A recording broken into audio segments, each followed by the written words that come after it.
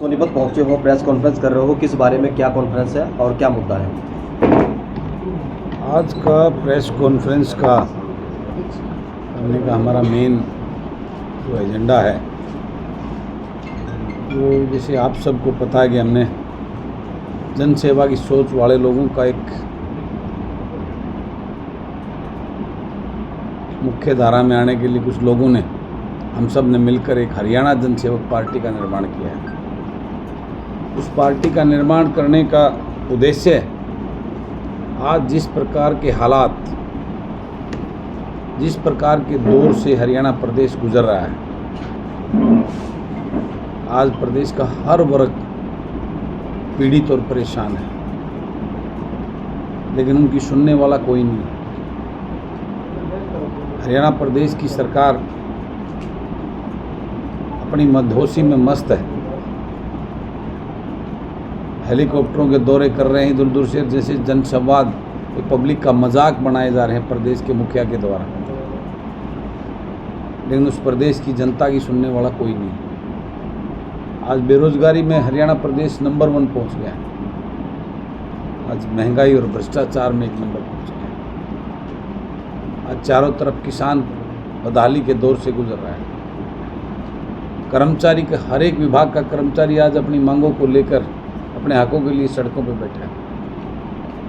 आज हर शहर में आप चले जाएं, आशा वर्कर हों, उसके नगर निगम के कर्मचारी हों या और किसी भी विभाग के कर्मचारी आपको सड़कों पर मिलेंगे। आपने देखा होगा पिछले दिनों इस सोनीपत में मेरे सामने बैठे हैं प्रधान जी अंतरिम, इन्होंने 3-4 साल इस सोनीपत के मुद्दों को लेकर जो है ना, यहाँ के जो बीजेपी के नेताओं के खिलाफ बहुत भारी प्रदर्शन और धरना प्रदर्शन रखा, लंबा संघर्ष किया, लेकिन कोई सुनने वाला नहीं। आज सरकार में जिस प्रकार से भाजपा और जजपा गठबंधन की सरकार प्रदेश को लूट और झूठ में ऐसे जंजाल में फंसा दिया है। बेरोजगारी में आज युवाओं के साथ सीईटी के नाम पर जिस प्रकार का खिलवाड़ किया जा रहा है, आए दिनों पेपर लीक होना इनकी जो है ना एक बहुत बड़ी गहरी साजिश का।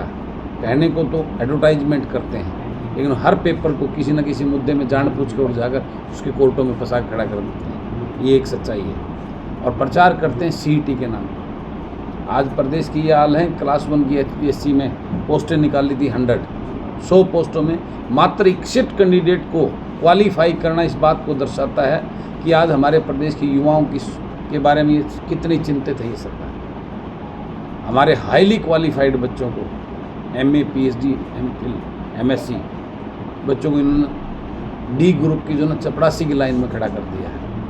आज ये काबिलियत दी उन्होंने हमारे प्रदेश के बच्चों को। हमारे प्रदेश का युवा आज इनकी नीतियों की वजह से डिमोरलाइज होकर नशे और अपराध की तरफ जा रहा है। ये बहुत बड़ा चिंता का विषय है।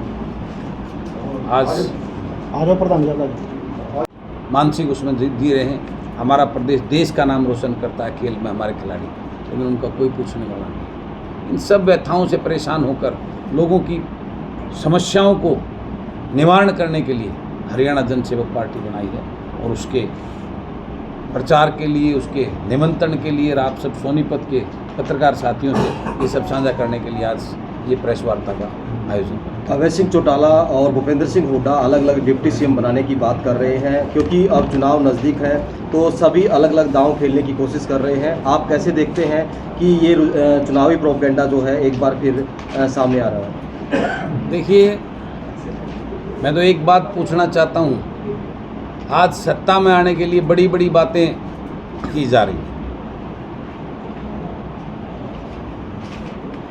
कांग्रेस की पहले सरकार रही है, तब क्यों नहीं बनाया मुख्यमंत्री उन्होंने उस पिछड़े समाज से, उस दबे कुचले समाज जिसकी वो आज बड़ी बड़ी बात करते हैं, उसे आगे ले जाने की बात है, तब क्यों नहीं?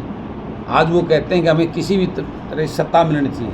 कभी 4 डिप्टी CM बनाने की बात करते हैं, कभी कोई 2 डिप्टी CM बनाने की बात करता है।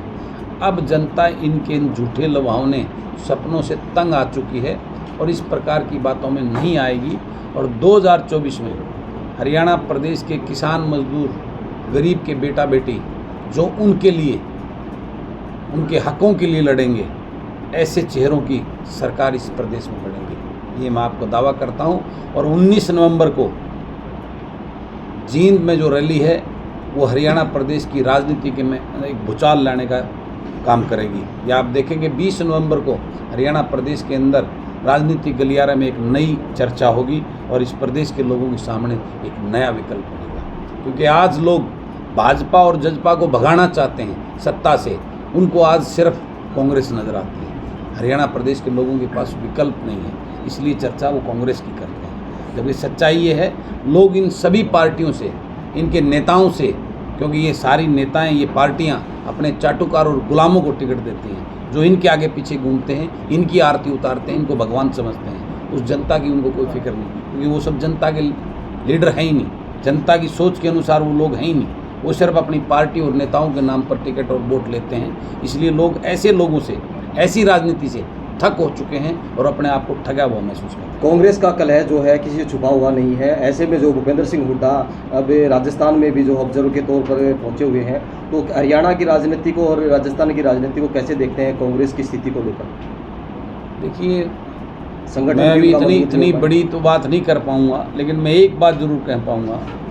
आज हरियाणा प्रदेश में कांग्रेस के सभी नेता वो अपना वजूद और अपने बच्चों को मुख्यमंत्री और मंत्री बनाने के जुगाड़ में लगे हुए हैं। उनको इस प्रदेश के लोगों की कोई चिंता, कोई फिक्र नहीं है। और मेरी लड़ाई यही है, ये राजनीतिक राजघराने इस प्रदेश को अपनी पनौती, अपनी जागीर समझने लगे हैं। आज उस किसान मजदूर के घरों में ऐसी ऐसी सोच के युवा बैठे हैं, वो क्यों नहीं आगे लाए जाते हैं? उनको टिकट क्यों नहीं दी जाती?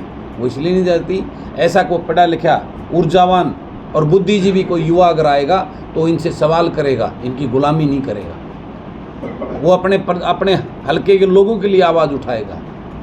ऐसे युवाओं को ये पार्टियां टिकट नहीं देती। ये उनको टिकट देती हैं जो सुबह से शाम तक इनकी आरती उतारते हैं। इनको सुबह जब ये उठते हैं तो इनके दरवाजे पर हाथ जोड़े खड़े मिलते हैं और रात को इनको सुला के अपने घर जाते हैं। ऐसे अपने गुलामों और चाटुकारों को ये लोग टिकट देते हैं। उसी मिथ्या और उससे निकालने के लिए हमने ये लड़ाई बलराज कुंडू की नहीं है, ये लड़ाई प्रदेश के हर युवा बेरोजगार की लड़ाई है। ये लड़ाई प्रदेश के हर किसान की है जो आज बुरी तरह दबाया और कुचला बैठा है। आज वो भ्रष्टाचार के खिलाफ लड़ाई है। ये लड़ाई पूरे प्रदेश की है और मुझे इस बात का पूर्ण विश्वास है कि अब की बार हम इस प्रदेश के लोगों को जगाने में कामयाब होंगे।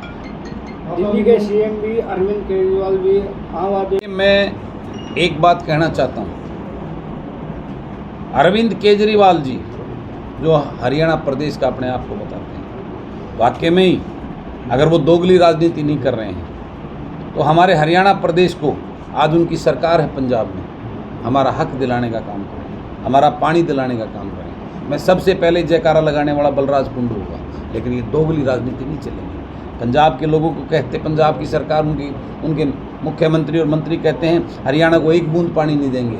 उनके हरियाणा के लोग कहते हैं हम इसका समाधान निकालने का काम करेंगे। मैं कहता हूँ अरविंद केजरीवाल जी आएँ और हरियाणा के लोगों के बीच में आगे कहें मैं चुनाव बाद में लड़ूंगा, पहले आपको आपका पानी देकर उसके बाद SYL का पानी। मैं आपसे वादा करता हूँ सबसे पहले उनका समर्थन में बलराज कुंडू खड़ा हुआ। लेकिन दोगली राजनीति करेंगे तो ये हम कतई बर्दाश्त नहीं करेंगे। ये खेल बहुत हो चुका है। 40 सालों से SYL के नाम पर राजनीति होती रही है। हमारे भोले बड़े किसानों के साथ में छलावा किया जा रहा है। इस बात को अब और नहीं बढ़ने। हरियाणा की तुलना में पंजाब में सबसे ज़्यादा फसल अवशेष से आगजनी के मामले सामने आए हैं और उसका प्रभाव जो है सोनीपत या अन्य जो हरियाणा के स्टे हुए काफ़ी क्षेत्र हैं उस पर देखने को मिल रहा है। हालांकि अरविंद केजरीवाल हरियाणा को दोषी बताते हैं कि पोल्यूशन जो है हरियाणा कर रहा है, लेकिन आप क्या देखते हैं बढ़ते हुए पोल्यूशन के कारण? देखिए, पोल्यूशन अपने आप में पूरे देश की समस्या है। एनवायरनमेंट अगर अच्छा नहीं है तो हमारे आने वाली पीढ़ियों के लिए, मेरा ये मानना है कि इस पे ये राजनीति ना करें,